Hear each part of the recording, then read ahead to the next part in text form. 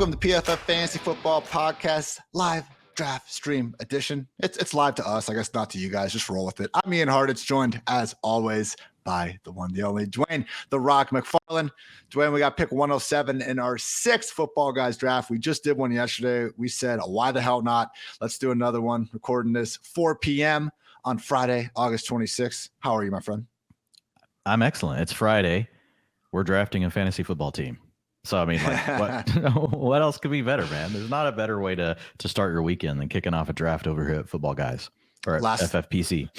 Last time we did this, you were in your car driving back from the eye doctor. So I'm happy we've already started better than that. Picking from 107, though, not going to be getting – probably won't be doing the bully tight end start that we did last time. What are your overall thoughts here, Dwain, from the 107 spot? It's another draft that we have in the back half. And, hey, I don't want to toot our own horns, but 4 times we've been back here and 4 times I felt good about it at the end. Yeah, and really I consider this middle position, so I like it. Like, we can basically read the board. We can take value. We don't have to force anything. Like, if you told me I get to draft from one position all year in any year, right? I don't have to think about, hey, this year it's better to be here, here, or here. In general, like, I'm going to pick the middle. That's just the way it is. I do wish we were picking 4 right now, though, because Christian McCaffrey. Oh, I wish we were picking 5 because Christian McCaffrey's still on the board. This is like, maybe this draft is filled with like literal people who really won't draft Christian McCaffrey. Do we just, we'll let him fall all the way down to like round 15 or so? This is great. That's how it works. I'm pretty sure, just based on the old Austin Eckler. We were 1 pick away from. I'm not even going to say his name again. No, I mean it's he impossible. Went. Yeah, come on. Christian McCaffrey at 106. Yeah, come on, people. Come on. Why are you even playing? It's too risky to gamble your money on a game like fantasy football. Why are you even playing fantasy football? All right, what do we want to do here, Ian? We've got Dalvin Cook. We don't have any Dalvin Cook. I do love Dalvin. We could go Diggs. We could go Kelsey. I'm kind of thinking we don't have Dalvin yet. So what are your thoughts there? Isn't Kelsey probably the best pick in premium? Our tier 1. I just love that we can get Pitts coming back, to be honest. That's true. I like getting Dalvin Cook here and leaving ourselves open for something good coming back. We get Barkley. We get Pitts. We get CD. I'm cool with Dalvin. Okay. And we do have a share of Kelsey already. We got him once. So I don't have I believe Dalvin's my RB 6 or 7, but I have him in 1 tier. Unlike you, I have it Dalvin. I honestly, Eckler, Dalvin, Henry, Najee, Fournette. I'm cool with any of them there. Yeah, I mean, Fournette goes so much later. Yeah. When I just updated my ranks, I saw you did yours too, like 30 minutes before I sent mine in. And let's talk about it. Fournette's ADP, man, coming down a little bit, like, is part of what just made me move him down some, because people can still get him. You can get him at the end of the second round. So I just didn't want people to be drafting and be like, oh, I got to take Fournette, right here at the end of the first round. So it's the tricky game we play with rankings. I mean, ultimately, there's a lot of factors that drive it, but ADP is an anchor to it. And we want people to, we know a lot of times people are just looking at a list and drafting. So, it has to be part of the equation. And we are, when we're in the midst of general conversation, usually just referring to full point PPR. Just want to throw that one out there. Had a lovely little link to our PFF Plus draft guide, which y'all can get mine and Dwayne's updated rankings at your fingertips. We try to help you with your draft along the way with our fantastic draft strategy mode. But just had someone, because I think I got asked if I take Mixon or Aaron Jones in half PPR, and I had Jones I mixed him 1 spot ahead, and then I got quickly sent my own quote from this podcast saying that was the opposite, and it is the opposite in PPR. So again, all these questions that you have that I will take the time to try to answer, occasionally as well, you can get them again at your fingertips with the new PFF Plus feature and the lovely PFF app. Dwayne, we are almost through round 1. Travis Kelce still on the board. Almost certainly won't get back to us, but who knows? Maybe that's good. If he's sitting there, if we can, the longer he stays on the board, right, the better for us, because that means another one of the, we could get a chance at Pitts or Andrews coming back. Yeah, that works for me.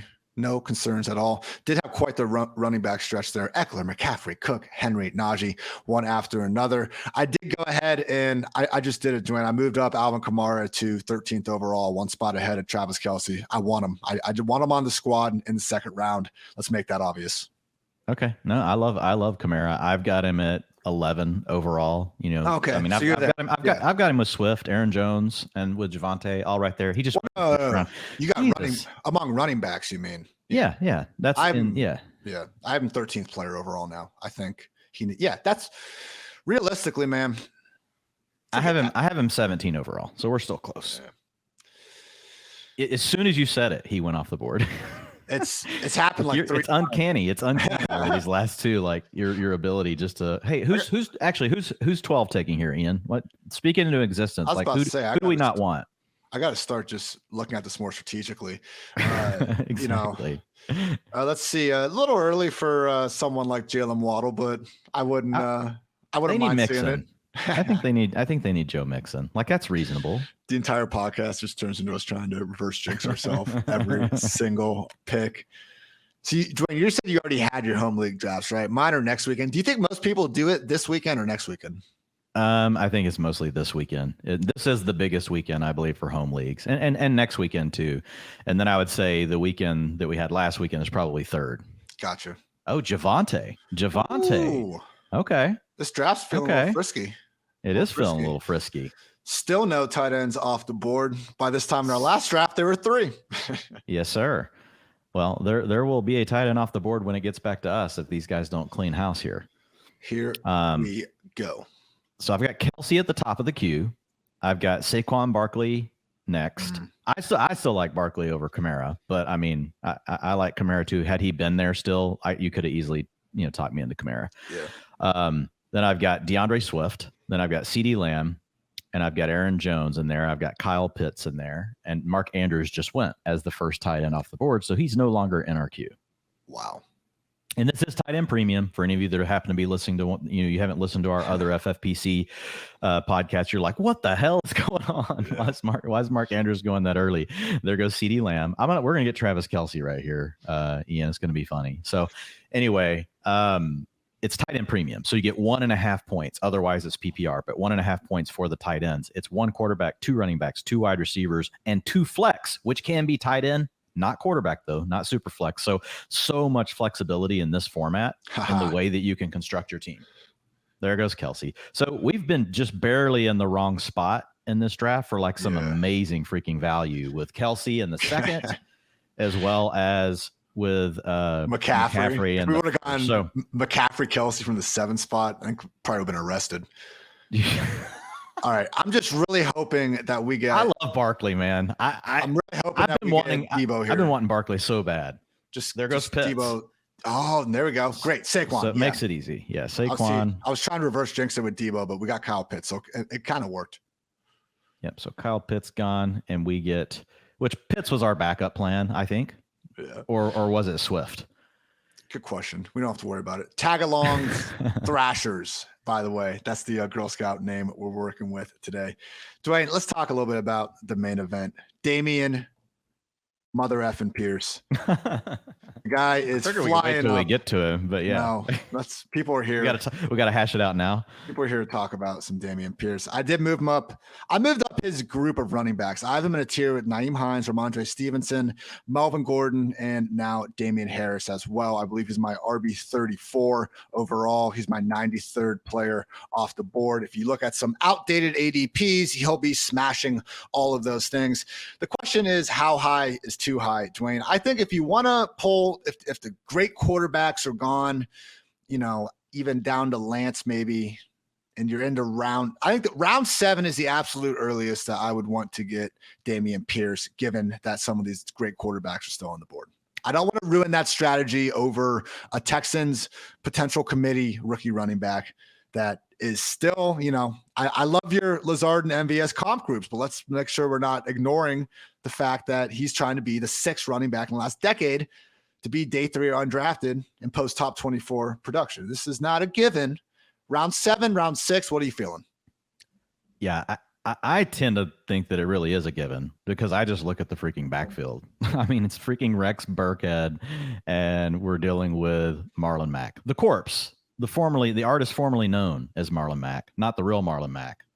So yeah, I just see what the coaching staff has done. They rested him in week 2. They started him this week. I think it's probably after the bye week 5. By then, the guy has all the work. I think he's gonna have the passing down work. You know, you and I, he was the first back we talked about this offseason. Remember, like in February, like we're talking about who's this Dameon Pierce guy?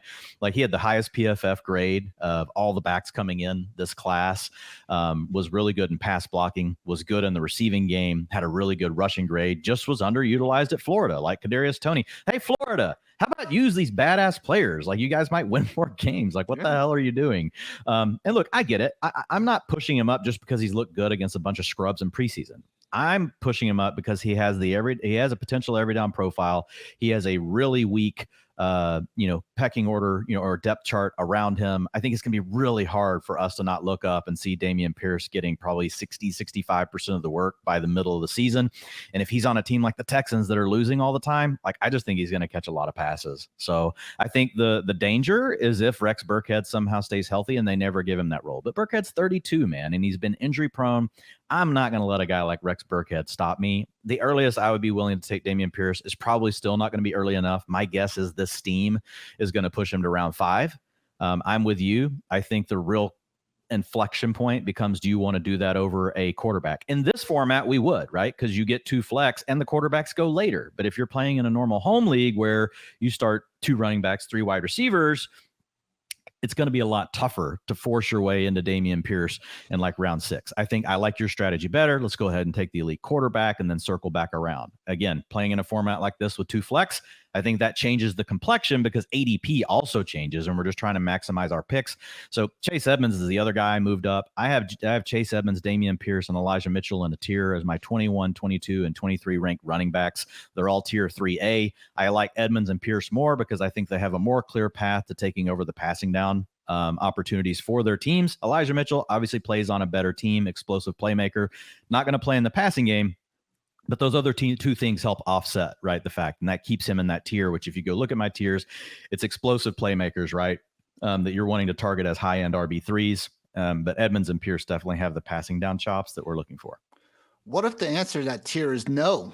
I thought we were kind of ending things after ETN here. Now we're pushing up Edmonds, Pierce. I know Mitchell isn't necessarily pushed up, but he is right there in that tier, and we don't exactly like taking him in that range of the draft as well. I do feel like this is still a running back who has a decent chance of being a committee because that's exactly what his backfield was last year. Now I know he wasn't in his backfield, but Dwayne, let's also look at what's going on with the Texans and all the moves they've made to be competitive this year. Absolutely none. Lovie Smith is now the head ball coach. The last time he was a head coach, he went 17-39 at the University of Illinois or Illinois University. They always get pissed off about that when I mispronounce it, but just deal with it. He went 17-39. I just think that the offensive environment has been literally the worst for any running back in the league over the past 2 years. Dead last in expected PPR points per game from Houston Texans running backs. And even if Dameon Pierce gets all of that, man, like, I think Dario Gubawale could potentially be a thorn on pass downs as well. I think Marlon Mack could still, unfortunately, be a thorn on early downs. Round 5 or 6 for me, I'm not taking that profile, even if it is a talented player. You know how many talented running backs there are in the NFL? Like, I'm not doubting his talent. We've been talking about his talent all offseason, but come on. Kareem freaking Hunt is going 3 rounds later, and we know he's in a 2 RB backfield behind the league's most badass offensive line.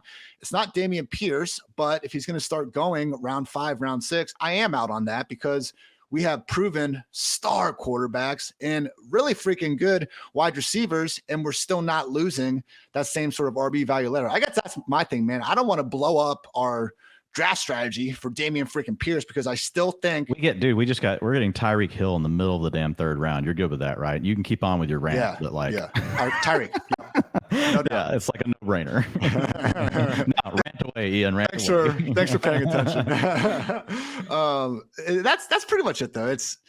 I don't want us. So I'm just a little different. Look, I'm with you. Let's not blow up the strategy, but I'm moving these guys up for a reason because I do believe they are different than what we've been looking at in the dead zone. And so the way I look at a dead zone running back, I'm looking for a guy that just doesn't really differentiate. But look, man, I don't care about Dario Gubawale. I really don't. Like, that is not something I'm going to worry about whenever I'm trying to bet on talent. I also do not care if the Texans suck, because I do believe he's going to take over the passing down work. And that's all we need. As long as he's out there catching passes. Where it's going to suck for Dameon Pierce, truthers, and I'm not saying I'm a truther, But if he does not take over the passing down work, it is really going to suck, to your point, because you don't want to be the early down back on a bad offense, right? Now he is explosive, right? So maybe he can still score a few touchdowns, but like you don't want, a guy that's a grinder trying to score touchdowns on an offense that's not going to score touchdowns. It's going to have to be throwing the ball late in games. I believe, though, with Pierce, and it's not just trying to believe it, it's looking at his collegiate profile. When I look at that backfield, I'm sorry. Like, I look at a lot of backfields and get worried about committees. When I look at the Texans, it's really the softest depth chart in the league, right, as far as the guys behind him. So I get where you're coming from, and I agree. Let's not blow up the whole strategy, but I move Chase Edmonds, Dameon Pierce up. And I think of them, honestly, I should probably just move Elijah Mitchell into the tier below, because I don't think of him as the same, because I think those two guys can get the passing down work, whereas Elijah Mitchell can't. And so that's the big difference, for me. I get where you're coming from, but I'm adapting. They have it. I get it, but it doesn't mean you can't have both. It doesn't mean you can't have Dameon Pierce. It doesn't mean here's the thing. Dameon Pierce has a pathway to everything. Kareem Hunt must have a Nick Chubb injury or a trade. Yeah. Dameon Pierce could get all of it. So look, I get it. I still love Hunt. I still love getting Patterson, but this honestly gives you more paths to, if you don't get a running back in the first 5 rounds, I'm very willing to come back with Pierce in the 6th and then come back, get my quarterback in the 7th. Then in my 8th round, like get Cordarrelle Patterson, Kareem Hunt. Like you can get, see what I'm saying? Like they belong in that group. But if you're looking at the way ADP is going to work out, like it gives you just more paths to building out your rosters. It's not because we want to force someone up just to take them to blow up the strategy. I 100% agree with you on that. I don't think your running back ranking of him is necessarily egregious, even though we're off by 12 spots. It's a muddled range. We already, the running backs that check the boxes we want them to check are basically done after Travis Etienne at this point. So I get it. Like beggars can't be choosers at this point in the draft of running backs. The question becomes, where are we drawing the line at wide receiver with Dameon Pierce? Because that's my concern. Like, are we taking him ahead of guys like Amon-Ra St. Brown, Jerry Jeudy, even Juju, Gabe Davis? No, you're not. Godwin? No, we're not. If we're saying round 6, we're getting past those. Like basically, once you get past Elijah Moore, like he's in play. Or you could argue add Elijah Moore is about where it happens, right? And it depends on your roster construction, like what you're going to do. Which way do you need to pivot at that point? Okay, I'm okay with this one. All right. I'm not. It's okay. We end up agreeing like on a lot of stuff anyway. And people are always telling us, you guys need to argue more. So here we look, folks, this episode's just for you guys. I wrote Ian in the middle of the day. I was like, let's draft a damn team and argue about Dameon Pierce. I guess, man, it's tough waking up we're just in our freaking, little fantasy world here where I feel like maybe I'm looking too much into the overreaction to it. But damn it, Dwayne, when I wake up today, I haven't had a cup of coffee yet, and I can't see a single tweet that's not about one Dameon Pierce. Even last night too. My goodness, dude, I think it's funny too. That's why I did the Barry Sanders highlight reel instead of Dameon Pierce. Like it's overboard. I get it. And here's the thing: even where I moved him, if you're in drafts like this, we'll see where he goes here. So I'm curious. I think it's still going to be hard to get him. I think he's going to go around before I'm even willing to pull the trigger. My bet is he goes in round 5 of this draft that we're in right now. Yeah. There we go. And Travis Etienne is still on the damn board. Come on back down here, Travis Etienne. Come on. I'm happy I got some shares of Dameon Pierce. This is just exhibit A of don't hate the player, hate the ADP, because it's just Dameon Pierce in round 9 was great. Dameon Pierce in round 5, miss me with that. So we'll see where he goes here. Hey, if he does slip, then there you have it. As we do enter round 4, Dwayne, who are you hoping falls to us? Oh, I hope it's ETN. Like he's starting to move down in ADP a little bit. Like he's 40. This says 44 overall right now. I don't know. Like I was just looking at Mojo earlier and it looked like it was still at the end of the 3rd round, but I don't know how often they update it here on the site. I'm assuming like daily. It seems like ETN's starting to get the. Oh, there he goes. My fault for even asking you. It's okay. People are getting worried. And here's the thing.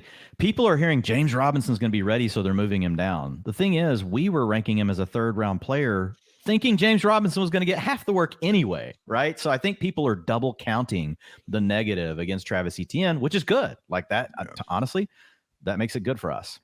All right, so far, don't say anything. Shut your mouth. All right, damn it! You thought it. You thought it. I did think it. So we can go ahead and take Kittle here if we want to go ahead and get a tight end. I know you don't like Breece Hall. Yeah, I want Kittle. Okay, let's do it. Boom.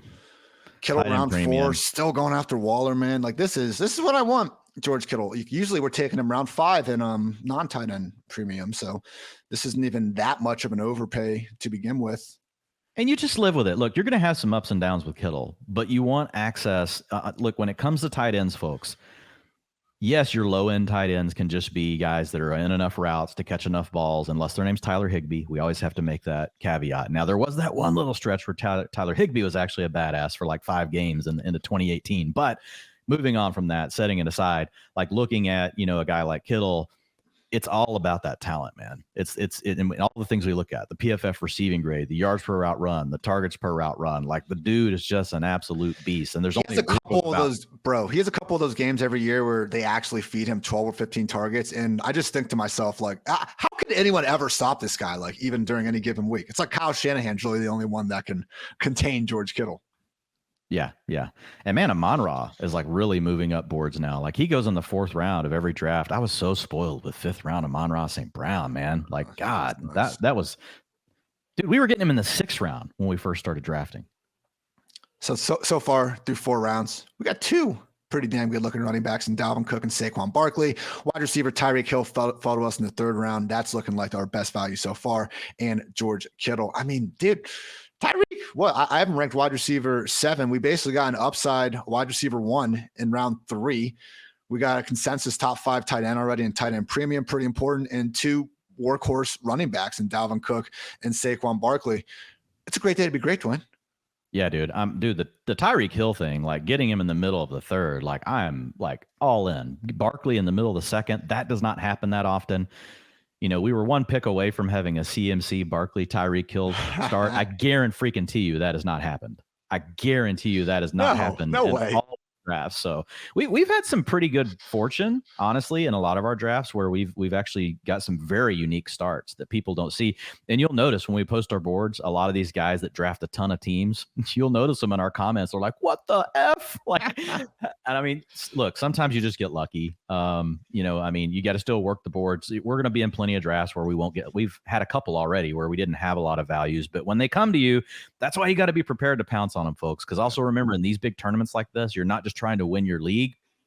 You're also trying to get yourself in a position that if you win your league and you're in that points race over weeks 15, 16, and 17 against all the other league winners and top point earners from their league. So 2 teams basically from each one of these leagues go into a massive race at the end over the last 3 weeks to try to win $500K. And so having unique lineups still matters. So you got to think about those things as you're drafting. Just getting sweaty palms just thinking about the sweat that we could be in this time in like 13, 14 weeks. Dude, it's awesome, man. Or we won't be. I mean, guess what? We won't talk about it. So that's just the way things we will. Like that. Yeah, we will. We're going to have some teams there. We'll have some teams there. It's just a matter of how many. Hell to the entering round 5 now. Dalton Schultz off the board, freaking 6 picks after George Kittle. I guess tight end premium at the turn. That's okay. It's just, again, though, Dwayne, honestly, the only thing I'm looking at your tight end tiers. Dwayne has 1A, Travis Kelce, Mark Andrews, 1B, Pitts, Waller, Kittle. We are on the same page here. I'd have Kittle ahead of Waller, but that's okay. 1C, Schultz, Hawkinson, Goddard, Ertz, and I'd argue even Dawson Knox in there. And it's just wild to me, the disparity in that range, man. That's the only reason why I have so little of Dalton Schultz, because I will just gladly at this range in time still take someone like a Terry McLaurin, like a Jerry Jeudy, and then just come back around a few rounds later and be able to still get Dallas Goedert, Zach Ertz, or Dawson Knox. Yeah, exactly. I feel the same way. Schultz, the problem is the ADP is just too high. We don't hate the player. We hate the ADP. Schultz is not an elite tight end like these other big playmakers that can just totally bust things at the seams for you, but he can be a really good quality tight end on your fantasy team. The issue is, like, he's going 2 rounds ahead of guys like Dallas Goedert, 3 rounds of Zach Ertz. They're the same thing. And that's the big challenge. So overall, did we talk about come on, damn it. I want Jerry freaking Jeudy. He just got clipped. Yeah. An auto pick. Oh. To a guy that has 5 receivers. Not that there's anything wrong with that. That there's anything wrong with that. But when 2 of them are autos, like, come on, man. You're here. Draft your team. I'm not saying anything, but damn it, there he goes. I really wanted him, especially for you. I know you love him. Terry, mother effing McLaurin. That's There's okay. Godwin. Okay, so I think we just go ahead and is it Michael Thomas time right here? I think we go receiver. Yeah, I think he's close to the top. I'm fine with Juju too. I know you hate him though. I know you've sent like hate mail to his family. I know it would be awkward to draft him at this point, but I'm fine with Juju as well. If we're trying to have a chance to get two of them, technically Juju would be the play, but we could still maybe get Bateman coming back. Man, I would love to get two out of Metcalf, Thomas, Juju, and Bateman. I'm cool between Juju or Metcalf. You want to take Juju? Is that let's do it. If you're good with Juju. it, that's fine. I think there's a better chance that one of these other three fall. Agree. Look, Juju's one of those things where no, I'm not going to be highly exposed to him, but I don't want to have none of Patrick Mahomes' potential wide receiver one. You can caveat it. So I wish. We've seen camp go on a little bit. Sky Moore hasn't been as ready as we want. I mean, I'll say this, Juju already dealing with a knee issue is hardly ideal. But a lot of people, I recognize, Dwayne, that in this massive industry, I'm not going to get everything right. And when there's a lot of minds I respect, such as yours, amongst others, that do have Juju ranked quite a bit higher than myself, I'll dabble here and there to make sure that I'm not taking the L too hard on this one. Yeah, and I think that's the smart way to play it, right? I mean, I started off lower on Juju as well, came around a little bit earlier, than you. But a lot of that was just because of what you're talking about, like just, really thinking it through, listening to other, smart people, hearing what they have to say. And, you want to be careful with that. You don't want to allow like the echo chamber just to capture you. You've got to make sure that you've still got you're making the right stands on the right types of players. But at the end of the day, like Juju, if we set it all aside, he has been a top 12 receiver like twice in his career already, and he's battled a lot of injuries, and he had a quarterback that was deteriorating. So he was like, even if we look at 2020, he put up good fantasy numbers. He was bad, but he put up good fantasy numbers because they were feeding the ball, and he was out there, man. And Big Ben, he really wasn't as bad in 2020 as he was in 2021. Things really dropped off in a hurry there. And, we saw accordingly Claypool and Deontay have a ton of success in 2020 as well. So Juju, even if he's not better than that version, man, the Chiefs are calling. He's no doubt now locked in as a top 2 wide receiver. That, I think a lot of people took that for a given from day one. I didn't. And it is what it is. Same thing with Madison, Khalil Herbert. I think having that, even if I maybe overly weighted that was what held me back, but now it's not an issue. So, hey, we're getting Patrick Mahomes' offense more clear. Wasn't that long ago, man, where we were wondering about a 4 wide receiver rotation, similar to what's going on in Green Bay. And accordingly, in Green Bay, we're not nearly as high on the guys. Right. So Team 11 just went ahead and took Kyler Murray round 5. And so this is where it really pays folks to look at the queue, to understand the queue, look at the ADP in the queue. We love Kyler Murray, but in this draft, like he wasn't going for another 30 picks. And so, yeah, you may have your ranks in front of you. In fact, you could have my ranks in front of you or Ian's right now, and you're looking at it, man, Josh Allen's off the board. I get 2 rounds later, I get Kyler Murray. You got to play the whole game, though, folks. Like the ranking sheet is only part of it. The other part is being able to understand the queue, understand the ADPs, and you want to try to maximize every pick you can make. Now, he might get lucky here because he just got Lamar Jackson to go 2 rounds early as well behind him. A little bit of a potential panic. But if this happens, it's really good for us, because then that means that's going to push other values that are not normally available at these picks back to us. Namely, well, no, we won't name. We won't name unless Ian's going to name someone that we don't want. Then that's it. Ramondre Stevenson of the first pick of round 6. You moron. What's wrong with you? Come on. Be a shame if Pat Freiermuth got going here, Dwayne. I know that's exactly who we really wish would fall to us here in round 6. Yeah, this is ridiculous. We do this draft. We don't do it live because I'm afraid of us getting sniped, but now we're recording it and we're too worried about the fantasy football gods to still say the people's names. So we got to put that aside, Dwayne, and just roll with it. It's not real. It's not going to happen. We want Michael Thomas to fall 5 picks to us, trying to help you listeners out just a tad here. Also still have Cam Akers on the board in the round 6. This isn't, look, if we had only one running back, it would be interesting. Oh, I'd be so excited about Akers, right? But already having the build we have, I'm less. Exactly. So I would say Thomas, Bateman, and if neither of them are there, one of these quarterbacks. Yeah, Or do we ride? I think we let the QBs go, but let's see what happens in front of us. Let's see how it goes. This wouldn't be a bad roster to get Elijah Moore on either.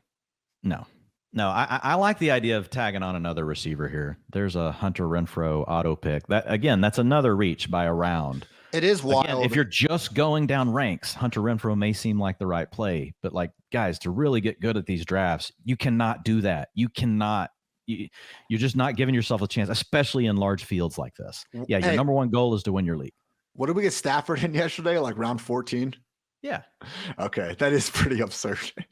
Yeah, I mean, and who knows what will happen here with these quarterbacks going earlier? We'll see. Still, though, we don't have to. We could potentially punt it until like 10. Well, and we're in the middle. We're in the middle as well. So when we let it go, most likely we still get one to come back. Well, dang it, they're shooting all around the battleship now, taking Rashad Bateman. Oh, man. We don't have kind of the backup plan. We're shooting all around the battleship. Michael Thomas, battleship sunk.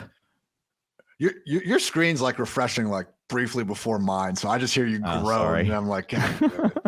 Who's about to come off the board? Okay, man. I think it's Elijah Moore. If he's there, yeah. If it's not Elijah Moore. There went Akers, which was good because I was sitting there thinking, oh God, if Elijah Moore goes, do we just go Akers? So let's talk about this for a second. I do think it's Elijah Moore. I know we got him at the end of round 7 the other day, but this is where he goes. You know, he goes right here. He usually goes before the end of round 6, and we need a receiver.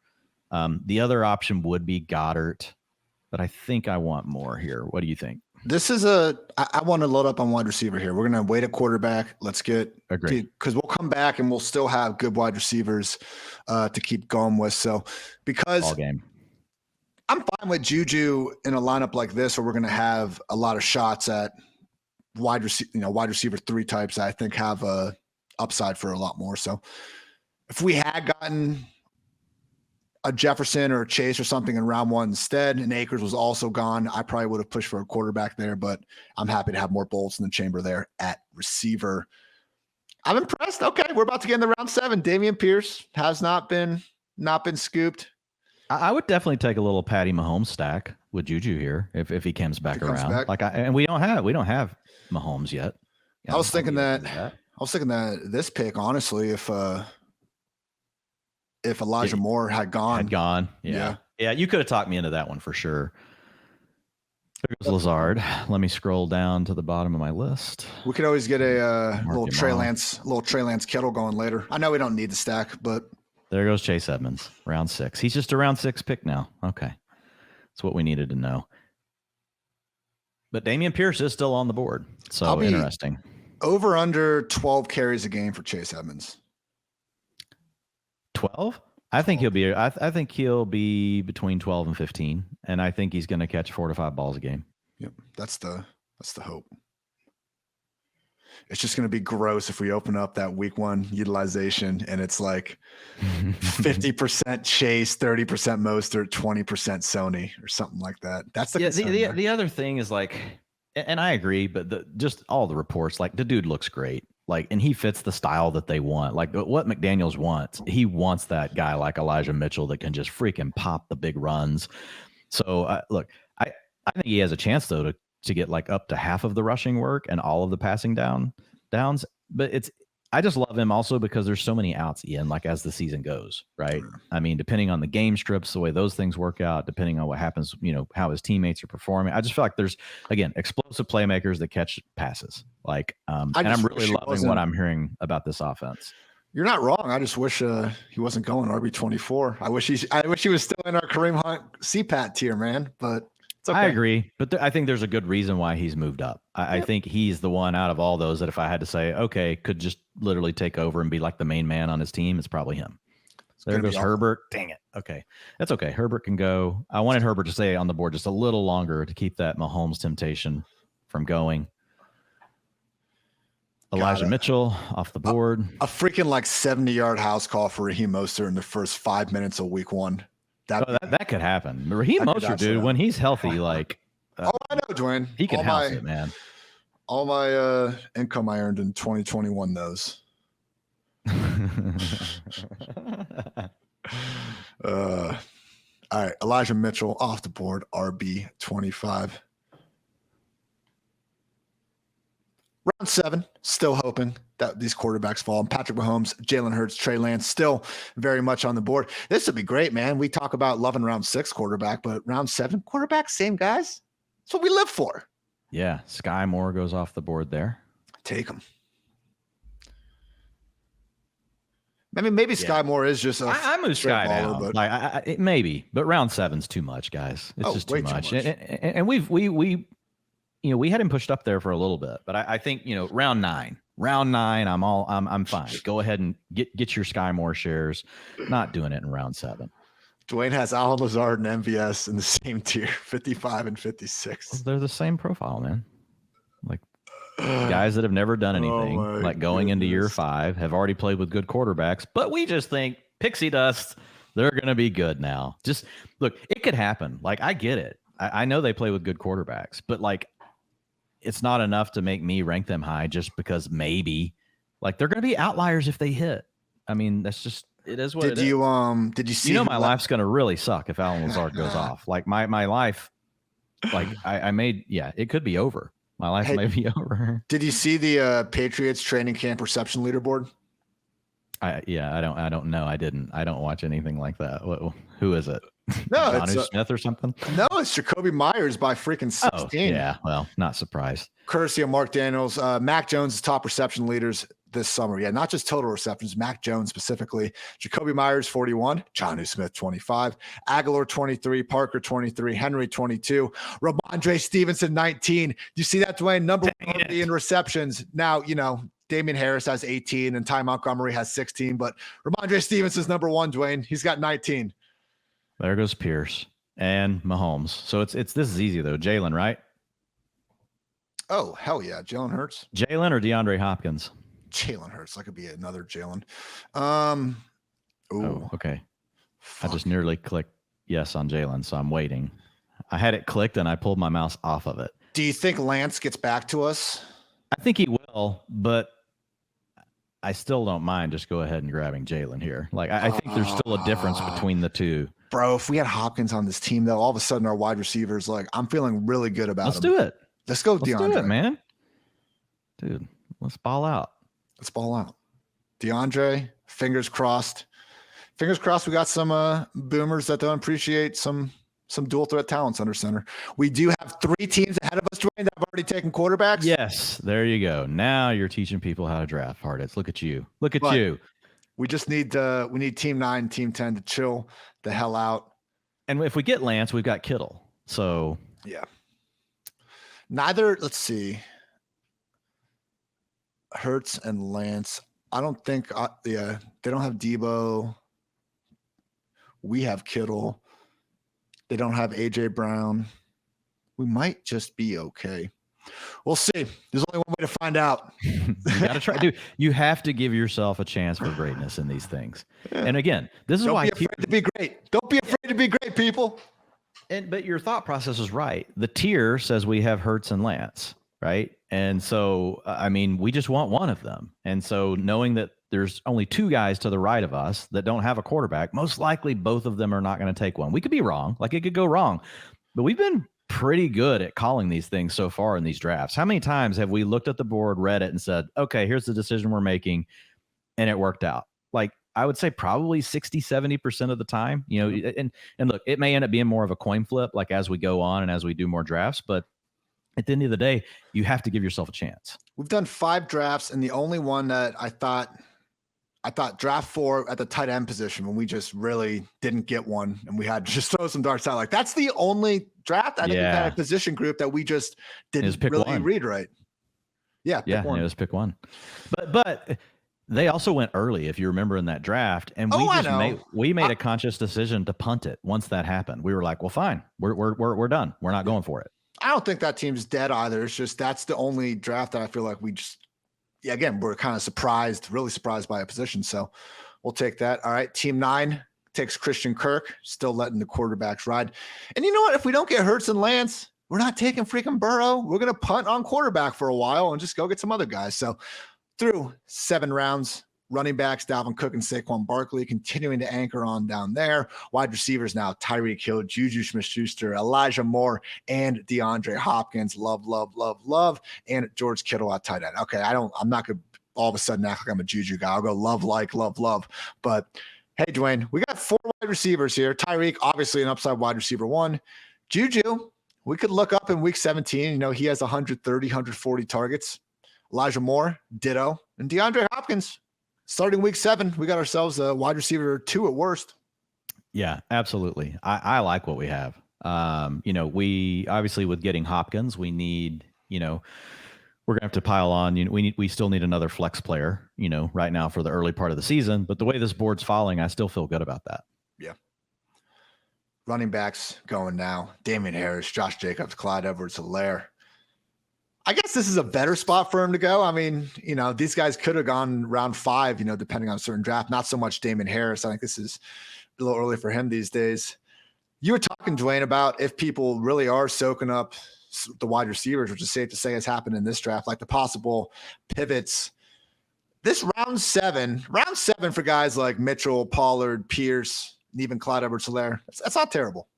Right. Yeah, it's not terrible. Like you're getting to the point where, okay, it's like, all right, I didn't take them, you know, in the technically in the dead zone, right? Rounds 4 through 6, 7 can be part of it.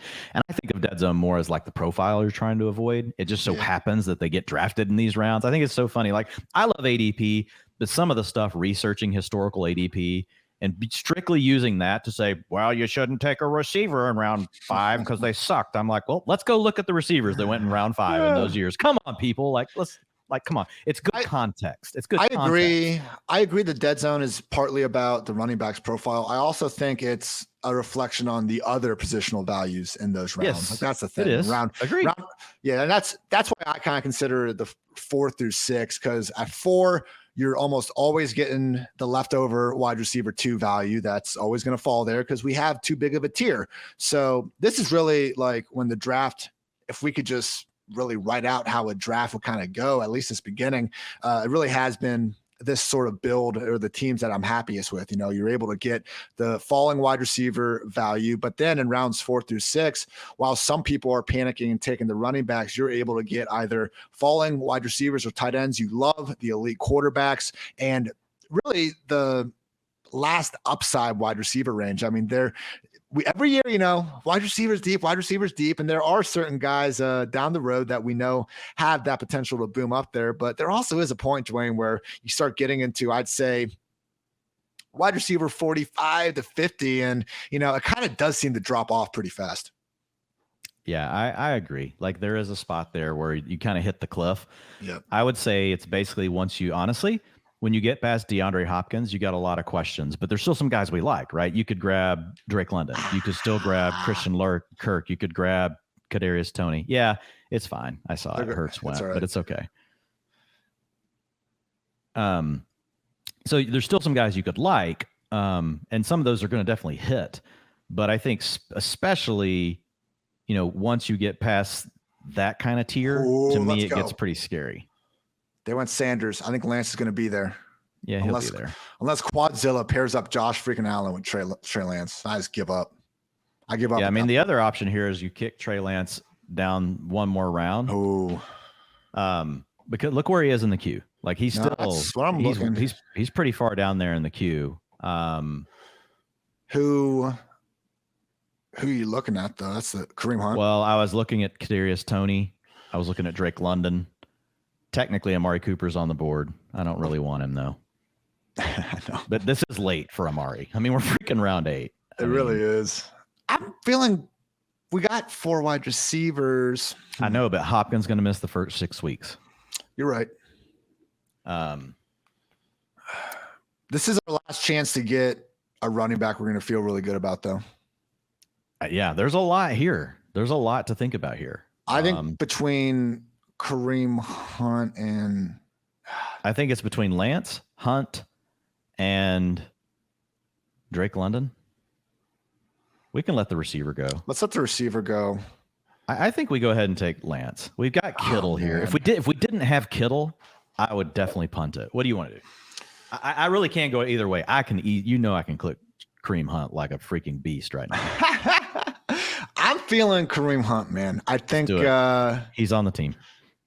There's no chance. There's a small chance Lance comes back to us. Let's go, Kareem Hunt. Welcome to the squad. And the drop off from like Lance, like Russell Wilson or someone. Okay. Kareem Hunt versus who our next RB3 was going to be. Like before we pick next, let's look at the best available running backs and see if that comes to fruition. But I do think, Dwayne, like CPAT's gone. Now Pierce has obviously been gone. Like those are kind of like the last guys or the ones we've been relying on at this range. So let's go ahead and scoop him up. I don't love the idea of going in there with a Kenneth Walker or a Melvin Gordon as my RB3. Yeah, and well, the other part about Hunt is we can flex him, for the DeAndre Hopkins spot, right? So I think it's fine. And this is what we want to see. Now that we took it, there goes Singletary. Joe Burrow, we didn't necessarily want to see him go off the board. So that might hurt the Trey Lance odds, but that's okay. I still like Russell Wilson. Yeah. So I'm going to put Wilson over in our queue. I'll throw Brady over there too. I'm cool with all these guys. And if we need to go down a tier, then so be it. We can look to get our upside later with Justin Fields. We just missed him by one yesterday. And a guy I've been thinking about, Ian, just to start the season, right? It may not work out and he may get benched, but like Mariota is like really starting to grow on me. Like if you just had to in a pinch in a league like this where you can just release him, right? Yeah. You might use him for 3 or 4 weeks, gives you the rushing upside. I think there's a lot of creative things you can do. We, even if we wanted a little exposure to Tua to go with Tyreek Hill, if we had to wait, I'm with you. I think there's options. We'll see if Lance slides back. Remember, yesterday we saw the person basically drafting where we are get Lance to come all the way back but they were in pick 10. Yeah. We're at pick 7 now. So we'll see what happens. Round 8 running backs after Kareem Hunt, Devin Singletary, Rashad Penny. Best available on Dwayne's board is now Brian Robinson. I think I'm already proved right. Come on. Well, look at these running backs. Kareem Hunt was a massive teardrop. Yeah. I agree.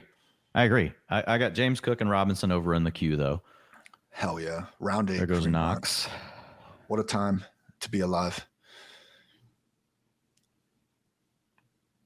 Dawson Knox, tight end 12, man. He should not be going. Pat Freiermuth should not be going 2 tight end spots ahead of Dawson Knox. Come on. I have him close, but I mean, look, I agree. Like there's no arguing with the upside of one offense versus the other. Yeah. I mean, it's the Bills, nobody needs to say anything else. It's the Bills. It is interesting with Josh Allen. We developing one of our PFF fantasy tools, and one of the ways we're reflecting a player's talent is looking at their PFF grades from the last season. And obviously for certain players that we know are really talented, it's concerning when you don't see the tool representing what you're trying to do. And so when we saw Josh Allen's talent, not exactly, bursting out of the seams, we're like, what the hell is this? But fantasy QB1 during the regular season, the way he plays football, like Dwayne, we were previewing the Bills, we were just like, I literally couldn't come up with a scenario where Josh Allen really busts. Like even if the Bills are bad, he's going to be running around and throwing the ball 800 freaking times. But it really was a bit of a roller coaster regular season for Josh. There were some highs and lows as a real life passer, and that caused the PFF passing grade to just not be great. The playoff stretch was the best football we've seen of Josh's career for like 8 straight quarters. The guy was just on a massive heater, and our decision was to obviously include playoffs or regular season because that's higher challenge games. Why wouldn't we, to help fix something like that? Dwayne, I mean, there's no real concern with Josh Allen that much in fantasy land. Yeah, I don't know. I just thought I'd say that. So it was a good example. It was a good example of regular season and playoffs, helping give you the whole picture. So good job by us. Good job, Ian.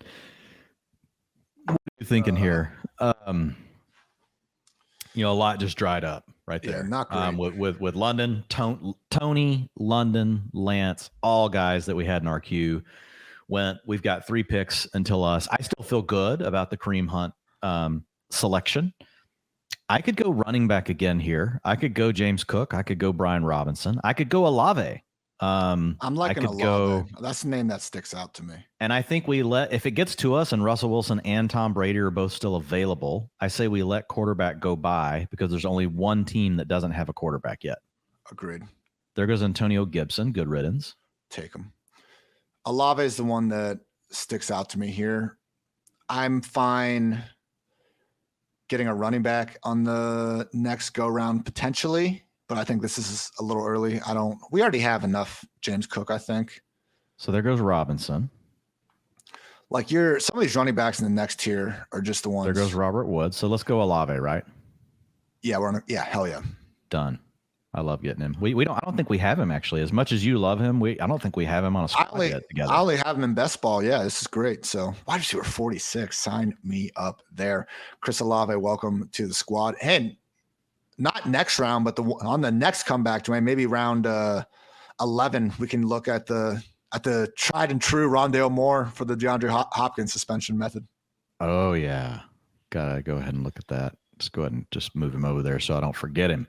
Love that. Okay, so ideally, with only one team not having a quarterback that is now drafting and going back around the turn, we should get Russ or Brady coming back. Fingers crossed. And we can feel good about it. Yeah. Around 10, I'll take that. Yeah, we should be able to do that. So then the trade-off that we basically made, because round 8, we were looking at Trey Lance.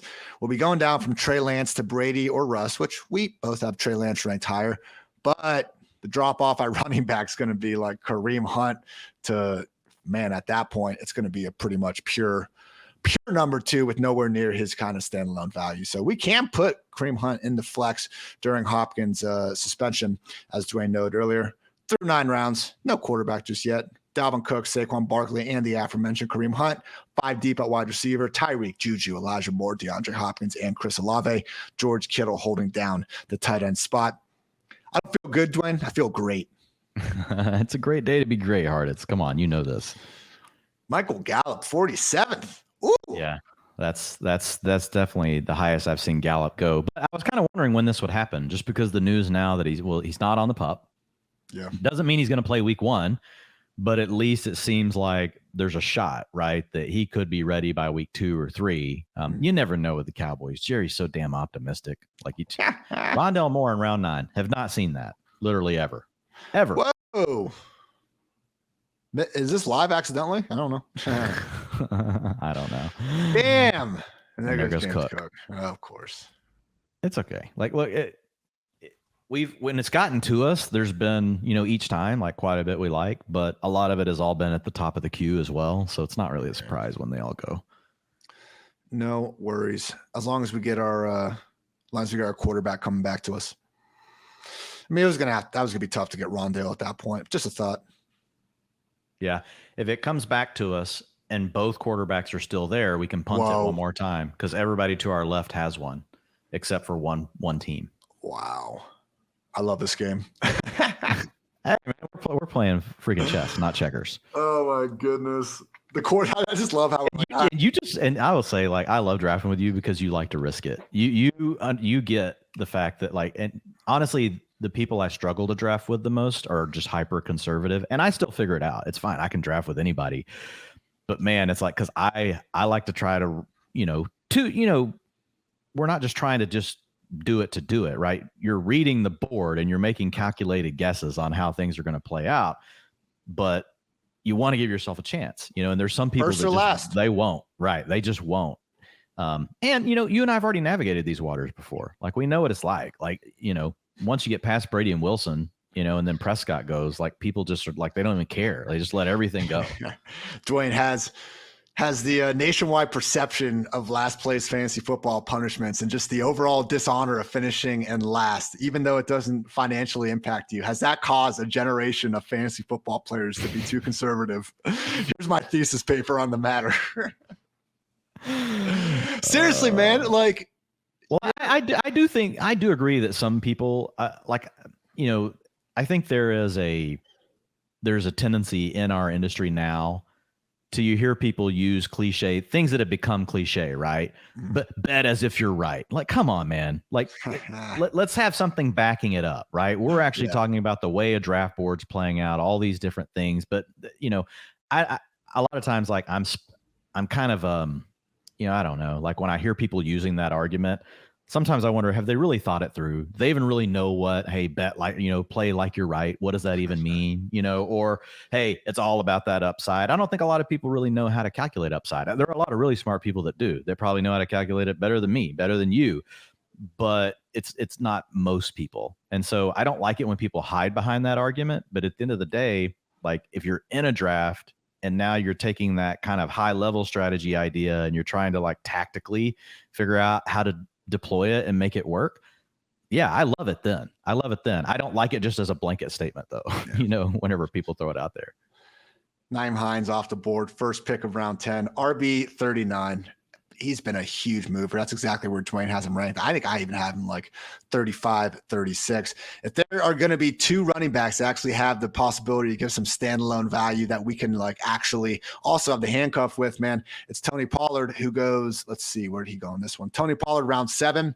Nyheim Hines, man, even like round 10 here, I think you can even get him probably later in a lot of more home league style drafts. Like, these guys could catch 60 passes this year, and God forbid something happens to Taylor or Zeke. We get to be talking about both guys in the RB1 range. Yes, even Nyheim Hines, based on what we're seeing in this preseason usage. And yeah, Phillip Lindsay's there, but Hines could easily have that Eckler, Chase Edmonds role that we're hoping that Edmonds is going to have. And PPR's way right up the ranks. Oh, my goodness. PPR's way right up the ranks. Yeah. I love that. He's going to PP his way right up the ranks. Is there something you want here over the quarterback, right? That's what you have to decide. Because if there's not, you just take the quarterback you want right here. But if there's something you're really dying to have, then we take that. I mean, I think the problem is some of the things I was really thinking about, like Melvin Gordon doesn't normally make it here. Nyheim Hines was definitely in my mind. Rondale Moore was in my mind. I'm like a Willie Nelson song. You were always on my mind. But they all went. So I don't know. Like I could get down on a Darrell Henderson pick here. I was thinking Henderson, or I mean, Gage isn't even on the freaking map, so we don't have to. Yeah, we don't have to worry about him, even though he's good in our tier. Like, he's exactly not on the map. You don't see him in the queue to your left. I say even when you click over to receiver, like Gage is still 4 down. I'm down with Darrell Henderson. All right, let's just go ahead and do that. Is he? I mean, I don't want to say no to another running back, but he could be our last running back, and I'd be fine with that. Yeah, we'll see what happens down the road. Wake up, Hartitz. Wake up. About to say. Get up from your nap. I have no idea what I set that for. Probably to draft, and it was an hour late. Oh my goodness. Hey, if you ever have an alarm, folks, and it's going off and you don't know why it's going off, just say it was for a fantasy draft. Like, like Ian's kind of like Ian's Amon-Ra St. Brown having relationship trouble. Amon-Ra St. Brown. Yeah. Random alarm goes off. I got a fantasy draft, folks. Oh my goodness. I hope it's not for like a radio call or something. I think I'm good. If it is, I'll just let you take over for a little bit, Dwain, or tell him to call me back at a later time. All good. We'll worry about that later. Kenneth Gainwell, RB 43. I will say, I'm about to try to do another DM run. Get all your fantasy questions answered before draft Saturday. But I had someone bring up that Kenneth Gainwell Dwain allegedly up to 215 pounds this year. So hey, I'm not a hater of running backs, improving, becoming an every down back. And I guess I did call him more one-dimensional. So his usage last year was one-dimensional. I know a lot of the truthers out there believe he can be much more than that. So I'm prepared to be wrong on Kenneth Gainwell. We did see the cool targets per route run rates out there. It's more than anything. It's just I think kind of what we've seen from Philly and the likelihood this is going to remain a committee. And if anything, man, like what does Kenneth Gainwell become if they actually – like if Kareem Hunt goes there or something, like Gainwell's not going to find the field. Yeah. Look, here's what I like about Gainwell, right? He did pop in some of the metrics we like. So I think there are things you and I both like about him. The problem is I don't even think he's the handcuff. I don't think he has the contingency value that people think that he has. I really think that Boston Scott is the actual handcuff. And so it's funny because like earlier I talked about Rex Burkhead, right? And I'm like, I'm not worried about Rex Burkhead. Like if you look at Boston Scott over his career, he's still younger. Like he's actually still been good. And so, and look, back in the day, Burkhead was like a really good receiver out of the backfield for, the Patriots. But like Boston Scott is a guy that I think is actually underrated. And so who knows? Gainwell could still take that. Like he gets high leverage snaps. He's going to run the 2-minute offense. He gets carries inside the 5, but the problem he's got to share those with Jalen Hurts. And we're also just assuming that he's going to have that same role. I don't know that we've necessarily really been told that he's going to have that same role this year. And in the preseason, honestly, that's a really tough thing to discern, like as if a player is going to have the 2-minute offenses. A lot of teams do not use the 2-minute offense at all in the preseason. So you don't really know. So I think it's a tough call. I'm fine. I think Gainwell, where he goes, like I have him at the very bottom of the tier where we just took Darrell Henderson. I have him at 49. I have Darrell Henderson at 42. So technically it's fine. Like he goes in this range. I think people are just a little bit overzealous in my opinion they think that he's going to take over for Miles Sanders. And it could happen. Like he has outs for sure. But I like him a little better in round 11, than I do in round 10. I view him like JD McKissick, more or less. Hey, we'll see what happens. Entering round 11, there are actually 2 teams between us, Dwayne, that don't have a quarterback yet. One's been autoing 3 times. So but even then, man, if that happens and we lose both Brady and Russ here, as unfortunate as it be, then if there's still a wide receiver we can punt to the next tier. Dak, Stafford, Rodgers, Carr, Cousins, like all 5 of those guys, I highly doubt are going to go between our 11th and 12th round pick. And that's still fine enough value for any of them. Yeah, the guys that have been autoing though, they've been making their pick ahead. It's like they're having to step away from their desk. It's like, see, they make Chase, Samuel, auto pick AJ Brown, Allen Robinson, auto pick Jerry Jeudy, come back, take Chase Edmonds, Brandon Ayuk. Fair enough. But you know what? I did screw up. I thought that there was only one team. Doesn't matter. Let's go. All right, doesn't matter. You're right, because one of the teams that doesn't have a quarterback just took another tight end. So we're good, but it's okay.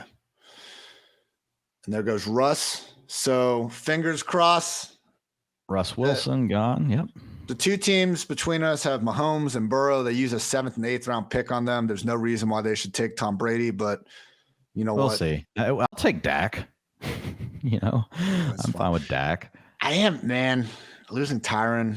Like we have seen Dak play really dip without these guys. You're right. Okay, we'll pass Dak. Well, he's in the same damn tier. We moved him down to that tier for a reason with Stafford and Carr and Cousins. He's got a little more rushing upside, but not a lot. Like if Brady's not here, I'd be fine taking Gage or Boyd, honestly. I'm hoping we get Brady and come back with Gage. Me too. If Brady goes, I'm fine with Treylon Burks. Like at this point, like people look, he's still a talented player. We're just taking talent at this point. Don't get me wrong. It's been a terrible training camp. All right. It doesn't matter. We're getting Tom Brady. Let's go. Tom Brady around 11. Sign me up. Well, here's the one thing with Treylon.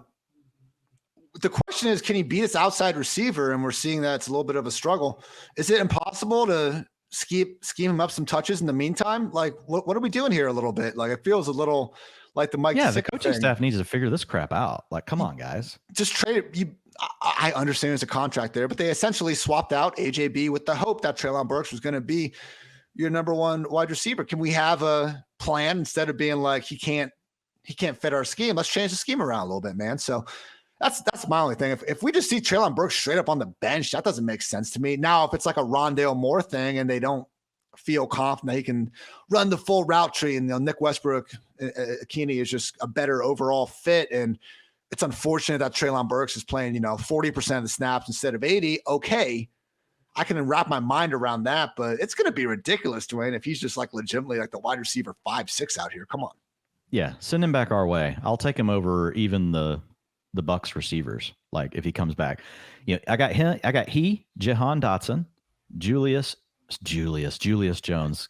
We were talking Cowboys. Julius Jones was awesome on a draw play. Any other kind of play that you asked him to run, he sucked. Unless they were playing the Seahawks, but then the draws were getting like 30 a clip.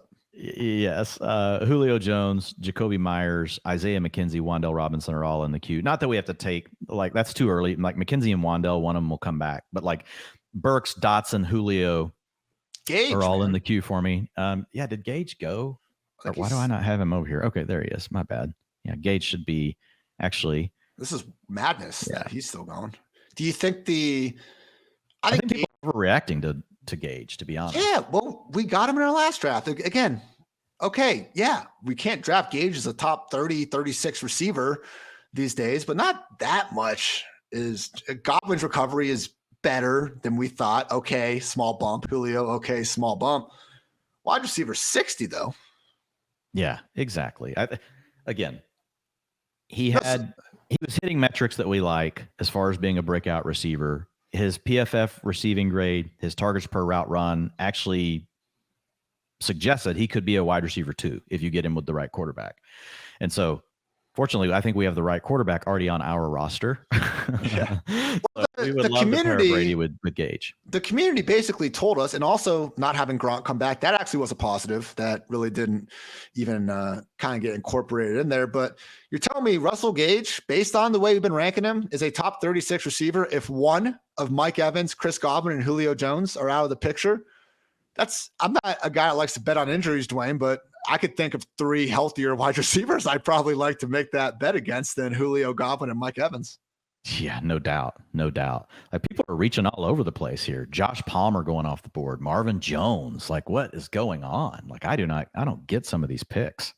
Love that we have a very good chance of getting one of Gage, Burks, Myers, Dotson as our wide receiver 6 now in this ever lovely build we got going on. Yep, I love it. And we need it. Like, we need another receiver on this team. I'd like to get 2 more really quality receivers in the next 2 picks if we can. I got a couple of running backs in the queue too, or 3 to be exact. I have Madison, Jamal Williams, Zamir White. I'm not big on handcuffing, but if you don't force me to take Alexander Madison in round 9 to get my handcuff, and I know I have the lead back on the Vikings, and I have that locked in, like, I'm okay with that. I get it in best ball why people want to avoid that, but in a season-long league where we're managing this stuff, man, Alexander Madison is one of the few guys, Ian, that if your guy goes down, you just feel fine. You're like, okay, fine, I'll plug in Alexander Madison. Like, you feel like, okay, you lose 20%, right? But you still have a guy that's going to be ranked in the top 12 running backs. And the other thing is that we got confirmation in the preseason that he is still getting the every snap role behind Dalvin Cook, obviously, when Cook was resting in the preseason. Wasn't a given under new coaching staff, Kevin O'Connell. The thing is, like, Kevin O'Connell's coming from the McVay coaching tree where, my goodness, he's getting fed every single running back. You know, I compared Madison to Khalil Herbert a little bit with that, but the difference is, you know, we could see Herbert actually be the one stuck in more of a true committee. It's looking like, man, if it's going to become, you know, the Minnesota Rams here, Dalvin Cook every down roll, and when he goes down, Alexander Madison every down roll. It's not like we're doing Zeke in round 3, Tony Pollard in round 7. Like, when it's Alexander Madison, who's off the board anyway, but just if he was still on there, when it's Alexander Madison versus, you know, wide receivers in outside the top 60, that's a little bit different than when you're taking, you know, a guy like Tony Pollard around Brandon Ayuk and DeAndre Hopkins and guys like that. Yeah. These guys are all over the board. There goes Raheem Mostert, like 3 rounds early. Take him. Two rounds at least. Is having Brady enough of a tiebreaker to do Gage over Burks for you? I could do it. And the other tiebreaker is, I just want to see how far Treylon Burks falls. Like, I saw a draft the other night where he went in round 14. Okay. So yeah, I think it's enough for me. If it's enough for you. Yeah, I'm cool with that. I mean, I think I have Gage straight up ranked higher, as do you. So there goes Jahan Dotson. Yeah. If Gage does go, then I'll just take Treylon. Yep. It's fine. Gage or Burks in round freaking 12. People are finally catching on to Jahan Dotson. We've been working on this a long time, Hartitz. We've been trying to get this guy up the board. Dude, barely. He still went wide receiver 59 here. Like, I know overall. We were getting him at around 14 and 15. Like, he should be a round 11 pick, you know. But still, round 12, it's at least getting close. I just mean relative to the other wide receivers, he's still a little bit undervalued, in my humble opinion. I like how Alberto went right after us last round. We just missed it. Yeah, just glossed right over it. Dwayne doesn't want to talk about Alberto anymore. Come on. Jamal Williams, that's a good pick. We had Jamal Williams in our queue. We are Jamal Williams fans this season. Absolutely. So Russell Gage, pound that bad boy. Pound that. I tell you what, if they take Treylon Burks and leave us Julio, I got no problem with that either. As we wait for that to happen, I want to shout out a few lovely sponsors. Gentlemen, all men strive for gold in their life, right? Gold medals, gold watches, gold everything. However, there's a certain type of man who goes the extra mile. He walks with the confidence of an eagle and giggles in the face of danger. He's a big, hairless winning machine. And when he unzips his pants, he sees platinum. That's right. Manscaped would like to introduce to you their best and biggest ultimate hygiene bundle yet, the Platinum Package 4.0. Manscaped is the leader in below-the-waist grooming. Now trust them with the whole shebang. Join the 4 million men worldwide who trust Manscaped by going to manscaped.com for 20% off and free shipping with the code PFF. Manscaped's brand new Platinum Package 4.0 is the biggest bundle they've ever offered, giving you a bulk discount on Manscaped's top products. Get 20% off and free shipping with the code PFF at manscaped.com. That's 20% off with free shipping at manscaped.com and use code PFF. It's time you enjoyed the finer things in life and get yourself a Platinum Package for your Platinum Package. If you haven't heard by now, Underdog Fantasy is the best and easiest place to play best ball fantasy football this summer. We've all been there in fantasy football leagues. Sunday morning and you're digging through news reports trying to figure out whether to start your stud receiver that tweaked his hamstring last week, or you have a player on your team who hasn't been getting in the end zone, and then one week he suddenly goes off for 30 points on your bench. With Underdog Fantasy, all the stress of who to start each week is lifted off your shoulders because it's best ball format. Draft your teams before the season starts and get the best score in your lineup each week. Right now, you can draft an Underdog's Best Ball Mania 3 tournament to take your shot at $10 million in total prizes. Plus, Underdog is going to double your first deposit up to $100 when you sign up with the promo code PFF. And if you play 10 of those dollars using promo code PFF, you get a free PFF subscription. Underdog drafts close before NFL kickoff. So what are you waiting for? Head on over to UnderdogFantasy.com or the App Store. Play $10 with code PFF and draft your Best Ball Mania team today. Get ready for the NFL Week 1 action with DraftKings Sportsbook, an official sports betting partner of the NFL. Bet just $5 on any football game and get $200 in free bets instantly. And now everyone can experience the thrill of DraftKings early win promotion. Get up 7, you win. Bet on any NFL team of your choice, and if your team leads by 7 points at any point during the game, you get paid instantly, even if your team loses. DraftKings is safe, secure, and reliable. Best of all, you can deposit and withdraw your cash whenever you want. Download DraftKings Sportsbook app now and use promo code PFF to get $200 in free bets instantly when you place a $5 bet on any football game. That's code PFF only at DraftKings Sportsbook, 21 or older in most eligible states, but age varies by jurisdiction. Eligibility restrictions apply. See DraftKings.com/sportsbook for terms and resources. Gambling problem? Call 1-800-GAMBLER. In Tennessee, call or text the Tennessee Red Line at 1-800-889-9789. In New York, call 877-8-HOPE-NY or text HOPE-NY 467-369. One per customer, minimum $5 deposit and wager. $200 issued at $25 free bets. And finally, everyone, our newest partner is revolutionizing the world of sports betting and fan engagement by making sports fandom profitable. That company is Symbol, the stock market for sports. Symbol was a PFF sponsor last year, and they are back for this football season. Symbol lets you trade pro and college teams like stocks and even earn cash dividend payouts when your teams win. Symbol took the thrill of sports betting and combined it with the profitability of the stock market to give you a platform where fortune favors the fan. Download the Symbol mobile app for iOS by searching SIMBULL in the App Store and use code Ian to receive a free team stock valued up to $150 upon signing up. The PFF team is even getting in the Symbol market themselves this season. Create a free account, enter code Ian to get a free stock valued up to $150 and compete against the PFF Forecast podcast this season on Symbol. Round 13, Mr. McFarland, Julio Jones still on the board. Chandler Burks still on the board. What is going on?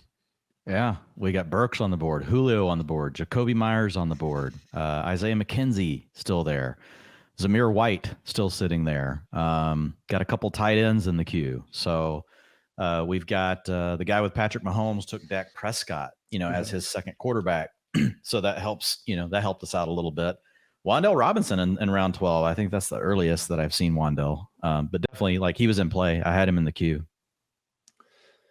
I don't hate Wan'Dale. It's just let's not completely lose our minds. We did get the Sterling Shepard pup news, and wow, I'm not expecting him to necessarily be his 100% best self coming off the Achilles injury. It is a situation where if each of Golladay, Tony, and Shepard are healthy, there is a chance that Wan'Dale is more so an Isaiah McKenzie in this offense. Glowing reports out of training camps and round 12, round 13, these are the areas of the draft where, okay, you can kind of just, who is he really going up against anyway? But certainly just want to keep that in mind with some of these rookie receivers. John Burks finally off the board, third pick of the 13th round. It's okay, Dwayne. We still got Julio there. Isaiah McKenzie, Jacoby Myers. So there goes KJ Osborne. Not a bad pick. Yeah, I like getting Julio here. The only other thing you could talk me into would be Zamir White. Like he's kind of the last guy as far as running backs go. To have another one on the squad. And there goes Foreman. What are your thoughts?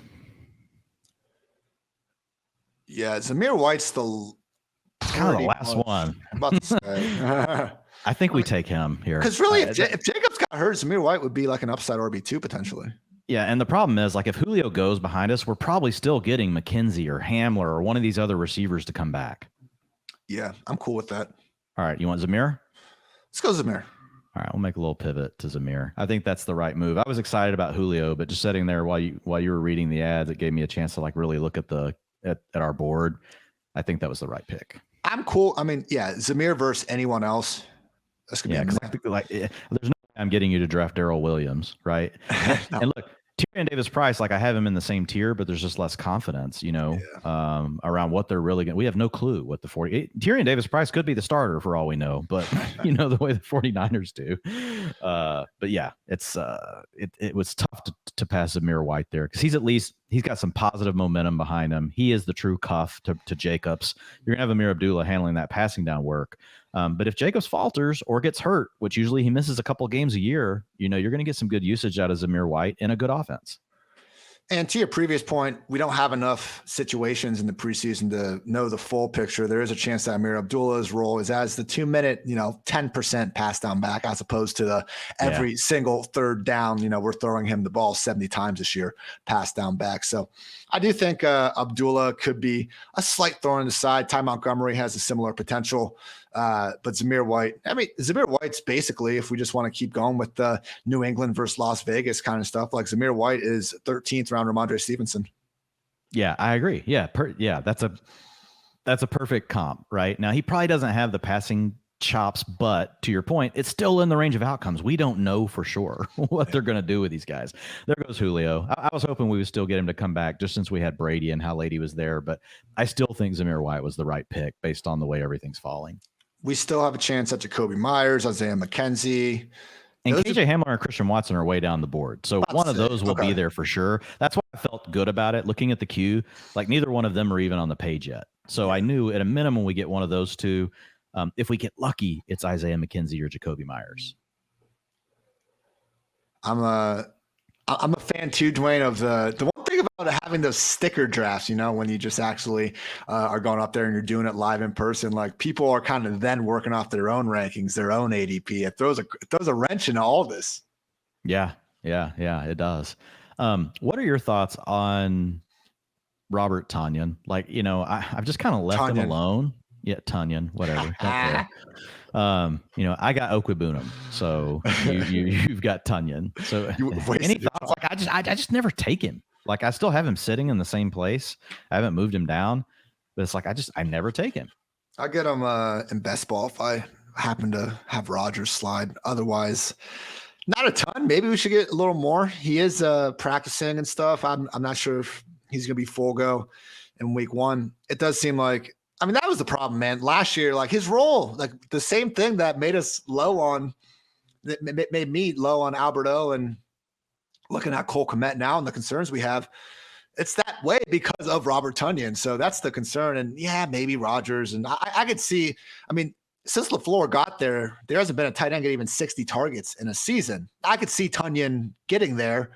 But I don't think he's going to 90 or 100 or anything. So really, Robert Tonyan, he's an injured version of these Gerald Everett, Tyler Higbee, Irv Smith. I guess Irv Smith is also banged up, but it's a thumb, not a freaking knee. So there goes Stafford. That's what we need. We need these guys with one good quarterback. Like this person took Lamar Jackson in round 5, and then they just took Stafford.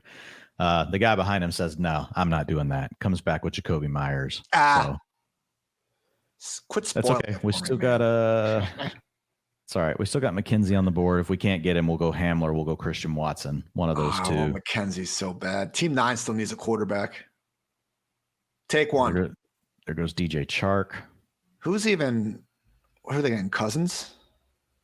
Yeah, they need. There we go. Kirk Cousins. Again, like you wait till round 14 and you get Kirk Cousins. Hold on, when Isaiah McKenzie's so bad. I just see 69 Oh, that'd be so nice. Come on.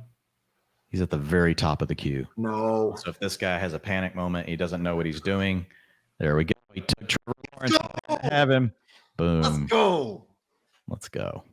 There we go. See, again, just working the board, like looking at your tiers. That's what your tiers help you with, folks. You're saying there, you're trying to decide Zamir White. Ian and I both agree there's really no one we want to be like trying to get after that. And guess what? They all went after we picked anyway. Well, when we say all, Tyrion Davis-Price was the last guy in our tier. And we knew there were multiple receivers still in the next tier. And so Isaiah McKenzie falls back, and it works out nice. Trevor Lawrence, just got to get it, huh? Got to have it. We'll see if I wouldn't be against. That's when you have Josh Allen. You take Trevor Lawrence. Like, come on, you don't have to do that. I was about to say it's good though. We need it. Like, those are the things you need. You need a few people in your drafts doing those things because it makes your draft so much better. If you don't have anybody doing that, it gets really problematic. I wouldn't be against adding Fields in a couple rounds, but I'm also perfectly content having only Brady. At tight end, we could take a little bit of a look at Brevin Jordan because it is. I like Brevin at this point. I'm not like getting overhyped on Brevin, but I have a really good feel that he's going to get to that 80% threshold, which gives him a chance, right? That means if he has anything in the tank at all, he's probably going to finish close to the top 12 tight ends. And this is a tight end premium where he could come in handy, man. We could end up flexing that guy. See, in July, I wrote an article on which tight ends have a chance to actually lead their team in targets. I think we did a podcast about it. And the tier one legit chance to lead the offense in targets, Kelsey, Andrews, Kittle, and Pitts. Where did Brevin Jordan end up in this? I might be hyping up an article where I didn't even do a good job breaking down the freaking thing. You tried to suppress my Brevin Jordan ranking at one point, but I can't remember. I think you actually did have him in this article. I thought you had him in like the third kind of. He was down tier 4, most likely number 4 pass game option with Alberto and Gerald Everett amongst others. But we have complete unknowns around Nico Collins. You got Mechie gone now since you wrote. He has a much wider range of outcomes. The concern is that here's the concern. Pep Hamilton was their pass game coordinator last year. He's their offensive coordinator this year. And Brevin Jordan never even reached 60% of the snaps in a game. He's had the routes going on. I believe Pharaoh Brown has been hurt though. The concern is that Pharaoh Brown did play some in the first preseason game. So we need, all right. So the routes maybe are the still, second one too. The routes are moving. There goes Justin Fields off the board. Hey, when Brevin's going at this range, that's fine. Yeah, I think he's a priority late round guy in this kind of format. And in the home leagues, if any of you are listening and you're going to play in like a 15-round home league where you got to take a defense and a kicker, don't worry about Brevin Jordan. But remember his name in week 1. If you don't like your tight end and the guy actually has a game, like just remember, you just heard this pod. There's a good chance, right? He's going to be out there on the field for a ton of the routes. And if you see it, then, a lot of people won't know what to do about it, but you'll have enough information to know, okay, like this is probably real. We're going to go ahead and go after him. I think I saw his phone screensaver is like the list of tight ends that got drafted before him. See, I like that. That's some Ian kind of swag. That's some shit Ian would know that I don't have any clue about. Like this is kind of stuff like you that you definitely dig up that I would never get. Not you dig up a lot of other good stuff too, obviously, but like those kind of things, like I don't see any of that stuff. Yeah. Well, yeah. Anyway, sorry. You're good. That's funny. Matt Ryan, QB 18, Tua on the board, Mac Jones on the board. Yeah, we're definitely not taking a quarterback at this point. That's fine. Don't need one. Dude, I love 3 guys that we have in our queue: KJ Hamler, Christian Watson, Brevin Jordan. Yeah, I like all of them. And honestly, we should just take the one that's the highest. So Christian Watson, then KJ Hamler. Where's Brevin? If you just filter on tight end, you still got Noah Fant and Hayden Hurst sitting out there. Okay. Damn, 198 ADP for Brevin. I think we have a much better chance of Brevin coming back to us. I agree. And man, could you imagine like how excited you're going to be about KJ Hamler if something happens to one of the other 2 receivers in Denver? Dude, he could. There goes Hayden. The guy. I mean, I don't think he's gonna be the guy. I'm pretty sure it's gonna be Sutton, Judy, Hamler. Hamler's really freaking good though. Like if he gets 90 to 100 targets somehow, which is not impossible. Yeah. You know what I'm saying? Like who else is getting and the targets you're getting from Russ, like he could lead the offense in the air yards. Like that's realistic. Yeah. I think KJ is a guy that lot of upside. When you see Russ just chuck that ball and it goes sailing outside your television screen, there's a good chance when it comes back, KJ Hamler's, freaking running by everyone. Yeah, it's just a dime. And it's crazy. It doesn't matter. It can be a defender that's like 6'9" trying to cover him. It's actually running with him perfectly, and it's just going to fall right into KJ Hamler.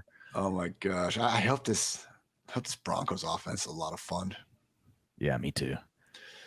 Hayden Hurst, Isaiah Likely off the board. Doesn't help our chances of getting Brevin Jordan, but we still have Noah Fant sitting there. I'll probably do it tonight or something. I don't know. I'm going to find time to go through the ESPN Yahoo ranks, just quickly cross-check versus my ranks and just get the top values and tweet that shit out. But Noah Fant, Dwayne, is the one that, but at least with the consensus ADP, I saw he was still going like tight end 15, like earlier this week. What is it with Noah Fant? We were talking about it briefly. It was one of those things where I almost felt silly bringing it up. But so you're good on KJ Hamler, correct? Let's go. Not good. Great. Great day to be great. Hartitz. Boom. KJ freaking Hamler. Yeah, I'm so happy that Boston Scott and Marlon Mack could go before us. Darn. Oh no. KJ freaking Hamler. Oh, I love when our entire back half of the draft is just like our sleeper column, It's the best. It's like literally getting your favorite draft picks in the rounds when it's happening. Isaiah McKenzie and KJ Hamler back to back. Let's go. Take a defense. Oh my goodness.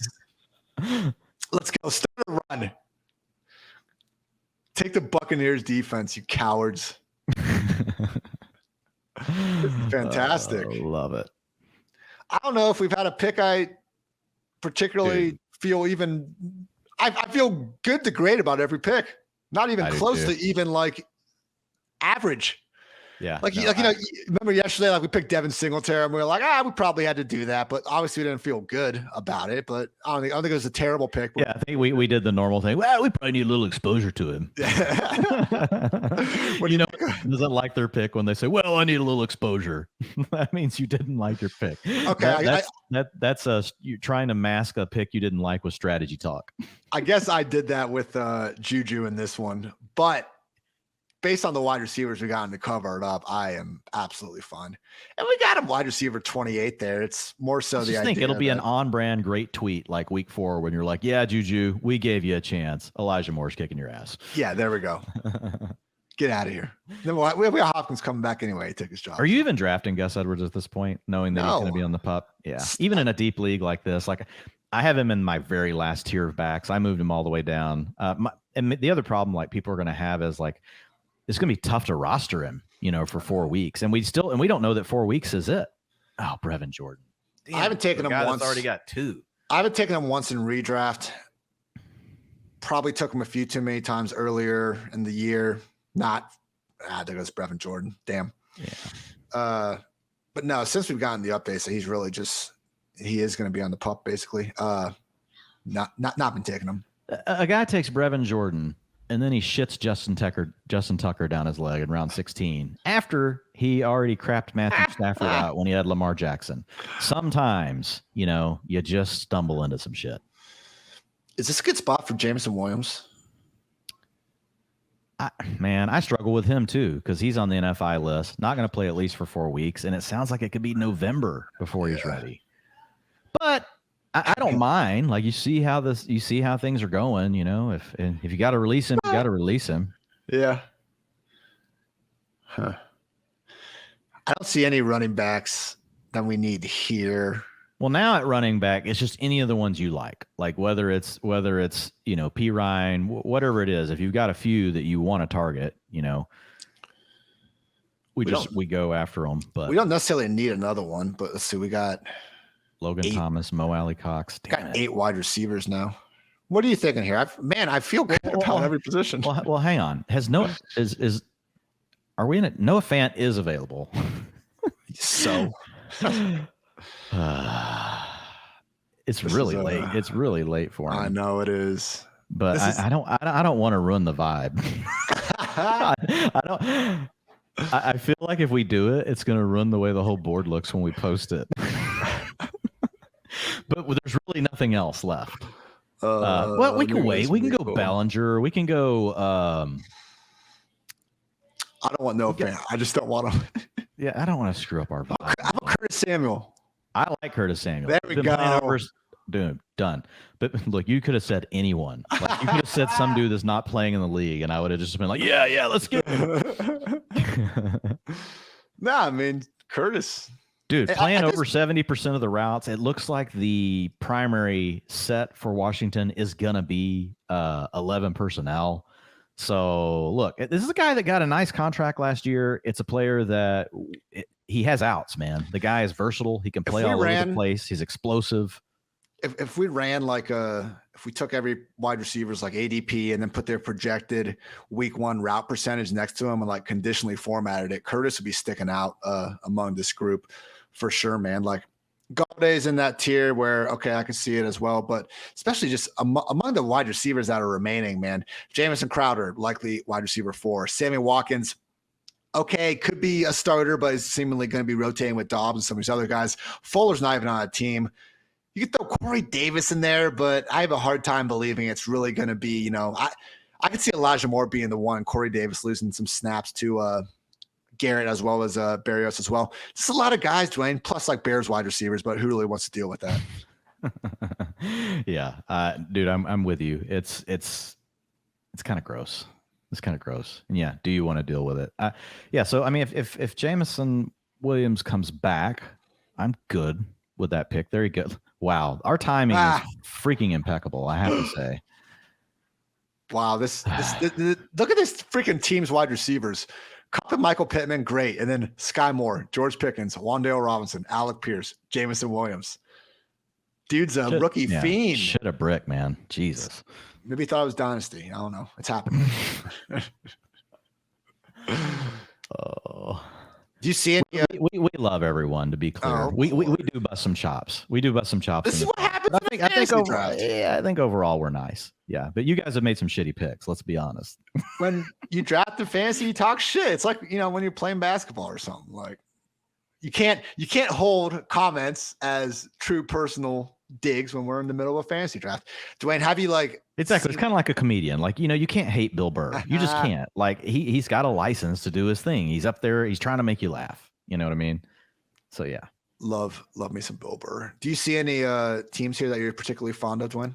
I haven't honestly studied them just because I'm trying to keep marking off the queue. So I'll look at them.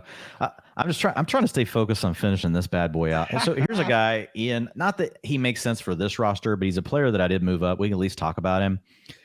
I did move Mike Davis up to the very bottom of a tier 5. And the reason why, because we just talked about Gus Edwards. He's not going to play. We know that the Ravens want to use a rotation. We also can probably guess the Ravens are going to start J.K. Dobbins slow. Yep. So I feel, and we know that the way that the Ravens, run game works with Lamar Jackson, the lanes that it opens. And really, if you look at Mike Davis, what is he? He's like he's Gus Edwards. That's kind of who he is.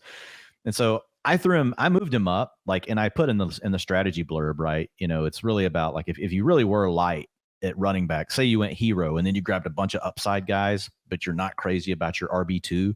I think in that kind of build, Mike Davis could make some sense.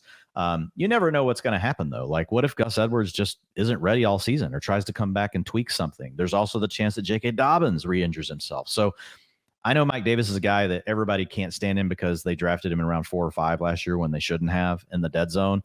But that doesn't mean that he can't have value this year. And he's by far been the leader on the team in these early preseason games. So Mike Davis, a name that I never thought I would say is at the bottom of my lowest tier 5 for running backs.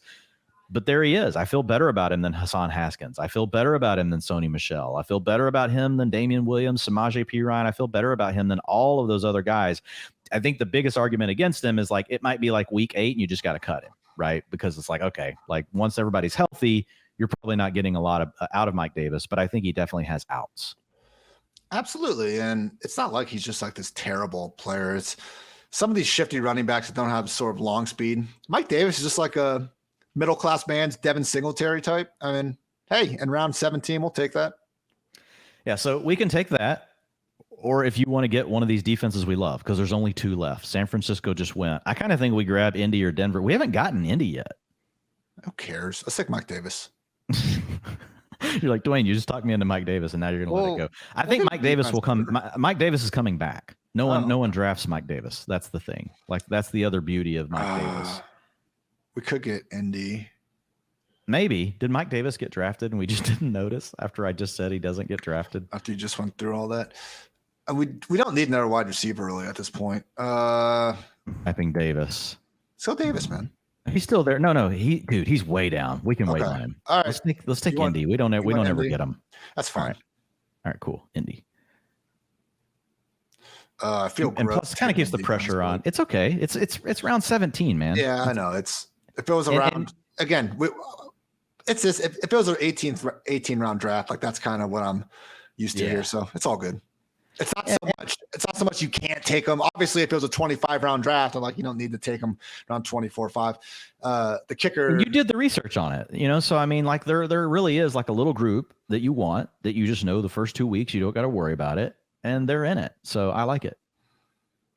Indy defense, as long as Shaquille Leonard. Hopefully he's back in action before too. That's throwing me off. I know he's going to miss a little bit of time, but man, anytime you can get Trevor Lawrence and Davis Mills to start the season, can't be hating on that too much. Any thoughts on this lingering issue with Darren Waller? Now he's changing agents. Do we think we could get a hold? Is this really a hold-in situation and we don't know it? And maybe we should be thinking about Foster Moreau. Ooh, Foster Moreau would instantly be in that tight end 2 conversation.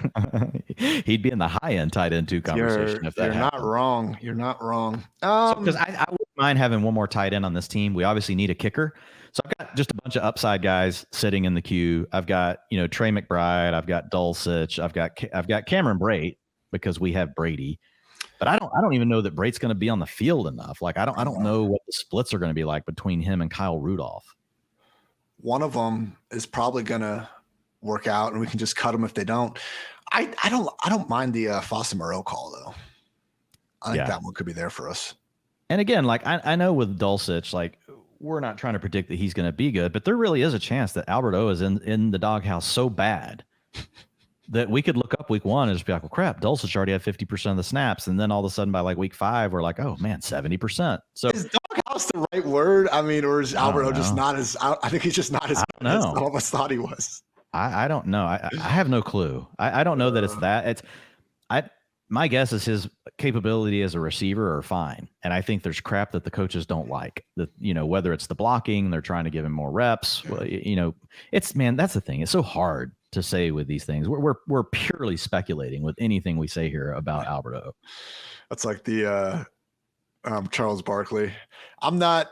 I'm positive, but also I don't really know what I'm talking about here. So also I'm just guessing.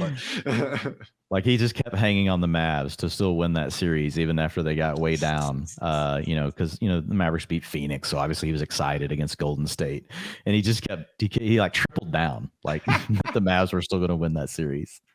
I watched more basketball before I moved in with my lovely fiance when I was still living with dudes, and just like whatever game was on that night would always go up. And man, I tell you what, Dwayne, the one thing I miss the most about being more of a casual NBA fan was just listening to Charles and Shaq and those dudes just go back and forth. I know I can just very easily start watching them again, and maybe I will if I'm actually missing it here. But Ronald Jones off the board, round 18. Where'd Pacheco go? I think Pacheco went round 10. Yeah. So 10-11 is basically where Pacheco's settled in now. I thought this draft was pretty reasonable, man. Dameon Pierce went the middle of round 7. In this format, I think that's fine to take Dameon Pierce there. Your hesitation was round 6. So Abdullah just now goes. There goes the Dallas defense. So we could have actually had the defense come back. It doesn't matter. Mike Davis is still there. Do you want to go ahead and take Mike Davis here, then come back with Foster Moreau, then take our kicker? Or do you want to get let's do that. Who's the highest in the queue? Let's go Mike Davis. All right, let's go ahead and grab Mike Davis. Hell yeah. Got him on there. Seriously, folks, Mike Davis is a guy we could look up at week 1, and you won't know what to do in your waiver wire because you won't know how long it'll last. But we could be like, wow, Mike Davis is the RB1 for we don't know how long, but for some period of time on the Ravens. Like it could happen. So far through 18 rounds, one quarterback. the GOAT himself, Tom Brady. Running backs, we have Dalvin Cook, Saquon Barkley, Kareem Hunt, Darrell Henderson, and then Zamir White and Mike Davis in the later rounds. Wide receivers, Tyreek Hill, Juju Smith-Schuster, Elijah Moore, DeAndre Hopkins, Chris Olave, Russell Gage, Isaiah McKenzie, KJ Hamler, and Curtis Samuel. Oh my God, I love it. Tight end, we got Mr. George Kittle back in round 4. Even got the Colts DST, Dwayne. Not a single weakness to be had. How about that? Yeah, the only thing you can argue is right. We have no clue who our tight end 2 is. But yeah, the tight end 2s over here. I mean, just the way the tight end landscape has shaped up this year, I really struggle to want to put a chip down on any of these other guys. We talked about Noah Fant, and maybe we should have taken Noah Fant, but it would have ruined the vibe. You're right. Yeah, we do have a brand to uphold, so there's that. Let's see. We'll find something on the wire. Kittle is injury prone, so I will say that's the one thing with this roster. If I were to pick a weakness, it would definitely be not having at least something that could fill in for a couple of weeks. What about Jonnu? If we needed to. I still think Jonnu is. I have Jonnu in the queue. Okay. Yeah, I have Jonnu in the queue. I'm not convinced Jonnu is bad at football. He could very well be in. He might be an every down player. Foster Moreau was picked. Yeah. You have to be kidding me. Are you live streaming this? Or are you sure we're not? I'm pretty sure we're not, but you never know. Well, we should be able to know, but but we don't know. So anyway. All right. Well, coming back, we can take Jonnu. We could take D'Ernest Johnson, a guy that we both love. If somehow Kareem Hunt was traded, you get the double whammy with D'Ernest Johnson. All of a sudden, D'Ernest Johnson moves up to 2 on his depth chart, or D'Ernest Johnson could be traded, right? Dude, these teams are about to have to make huge cuts. Give me D'Ernest Johnson if he's there. If not D'Ernest, then Jonnu. Then Jonnu. Those are our 2. Okay, I like it. And then we'll get some random ass kicker around 20. Well, you know who the random ass kicker is. We have a brand on kicker. It's going to be hilarious, dude. If Jason Sanders one kicker, and we spent no fucking time studying this. The only thing I know about Jason Sanders is he plays on an offense that's running the Shanahan scheme, which historically has had a lot of good kickers. And that's it. That's it. That's the only thing I'm going off of. I think they paid him decent money one time. And I remember I had Peter Overset on the podcast, and he said if he could change lives and I forget it was some weird ass question I think I came up with when I was stoned, but it was like if you could enter the body of an NFL player and you're now forced to live his life, who would you kind of pick to hopefully not be exposed? And he said Jason Sanders, and I thought that was a decent call because he's also a really good answer. Yeah, you're the kicker. I think he's got a 4-year, $20 million contract. You live in Miami. I think I had a backup quarterback and just pray you never get put in the game. But Jason said backup quarterback's still gonna have to do a lot of Chase Daniel has lived a good life or two. Yeah, bro, he's the real life Alex Moran. I'm not. You probably haven't seen that show, but I know who he is. All right, there we go. Oh. Kickers going. It's not a Golden Girls reference, but Blanche. I got you with that though. My lovely mother has Golden Girls on from time to time, and Sophia does crack me up, Dwayne. I do not have to look her up or anything. I'm a Sophia lifer. So I like Seinfeld, the old show that my wife will just throw on to kind of fall asleep to. She will occasionally throw on Golden Girls, and it's still funny. It is still funny. Makes me laugh. Same thing with Seinfeld. Was it Kyle Dvorak? Someone in our industry was saying they'd never seen Seinfeld. I was like, how is that even possible? Yeah, it was him at the expo. So D'Ernest? Yeah, let's go D'Ernest. Again, Jonnu has a chance, sure, but Jonnu's ADP isn't going to boom between now and week 1. D'Ernest could feasibly be, who knows where he goes and what he could actually be. What if the Chargers call and they're like, yo, D'Ernest, you're our RB too.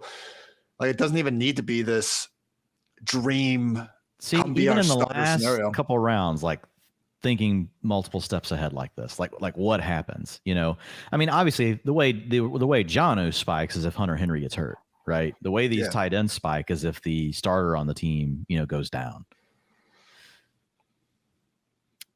D'Ernest has that special out for us there. I'm gonna fill up this queue with some kickers because I know there's no way Hartitz would do it even if I asked. I just let us time out. It would have to pick one for us, but I would not be responsible for having done it.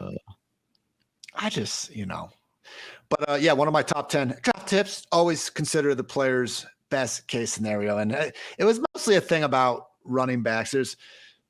When you get into like the RB4 and 5 range, you have these types like your JD McKissick's. And okay, there is a lineup construction where JD McKissick and you just need that floor. If you have like nothing at the position, okay. I mean, that's why we were taking Brian Robinson over JD McKissick though earlier in the summer. Like there are certain running backs that really are going to have a tough time giving you much of an upside even in a best case scenario. So in those tiebreakers, take the one that you think actually could be the heavier handcuff. And at wide receiver, guys like Tyler Boyd that are going outside the top 50, sometimes even the top 60, where they're in a great offense. They're going to be a reasonable flex even normally, and they have that upside for so much more, just one injury away. Same thing with Isaiah McKenzie, same thing with KJ Hamler, same thing with Russell Gage, man. Like all guys that we managed to land on this team, even Curtis Samuel, like just one after another, Dwayne, knocking them down.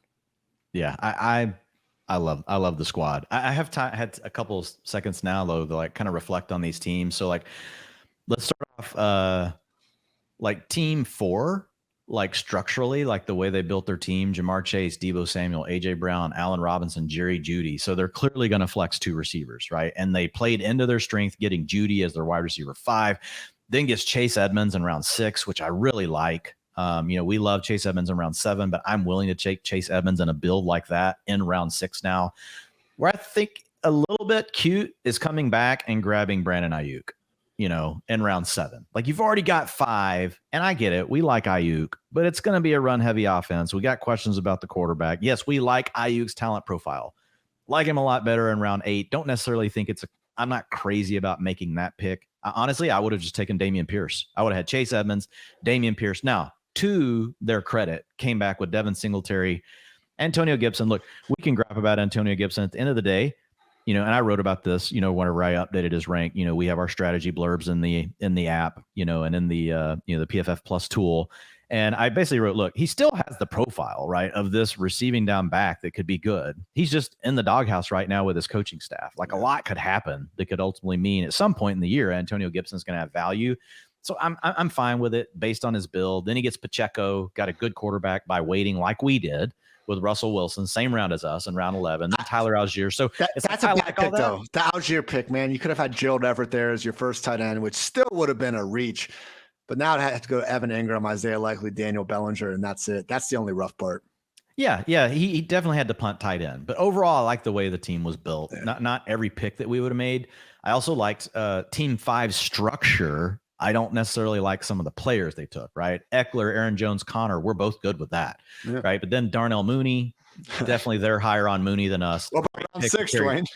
Terry McLaurin, then round 6, Alan Lazard, right? I'm just not taking Alan Lazard in round 6. I get a value on Mahomes, get a value on Amari Cooper, then Brian Robinson. Like, that's fine. Like, we like Brian Robinson round 9. I like Irv Smith. You missed out on tight ends. We both like Irv Smith, then Devontae, KJ. So, like, it's a fine structure. Just didn't like some of the picks they made at the receiver spot. Overall, like, would be my feedback on that one. I really like Team 6, though. Besides, they also had to punt tight end, and they just cranked out multiple guys. They cranked purple at the end just to try to get something with Higbee, Austin Hooper, and Noah Fant. But Christian McCaffrey, DeAndre Swift, love it. Then you come back with Mike Evans, Amon-Ra, Chris Godwin, Adam Thielen. Then you get Dameon Pierce as your RB3, Joe Burrow. We wouldn't have done that, right? And you didn't have a stack to force it. But fine, you got a good quarterback. Come back with Robert Woods, Kenny Gainwell, Tyler Boyd. Like, overall, that's pretty good, man. I think that's a pretty good build. So those would be the ones I would call out. I think Team 9 did some good things as well. Yeah, you talked through that one. I got to pick our kicker. Really important. Jason Sanders is still available. Team 9 got Najee, got the falling Travis Kelce in round 2. Wide receivers, DJ Moore, Michael Thomas, Christian Kirk, Rondale Moore, Jahan Dotson, Jalen Tolbert, and Christian Watson. Wouldn't have minded having maybe 1 or 2 more, but I still think that there is a scenario where they have some booms with that. Compliment Najee, Travis Etienne. Probably would have gone wide receiver over David Montgomery. right there, but there was a lot of falling stuff, and they got Michael Thomas coming back. So it is what it is. Miles Sanders, Kenneth Walker, Khalil Herbert, quarterbacks. They got Kirk Cousins in round 14 and Jameis in round 17. I like that duo, and just need to get Taysom in round 16 to complement, again, Travis Kelce before. So need basically, I think they have the hogs for it to work out, and I think they have a bullet. I will say, Dwayne, though, objectively, subjectively, I think we got the number one squad here. I do like it. Start off with Dalvin Cook, pick 7. Come back with Saquon Barkley. We've been wanting to take Barkley down at the turn. You know, we get him to fall back to us in the middle of the round. Tyreek Hill falling all the way to the middle of the 3rd.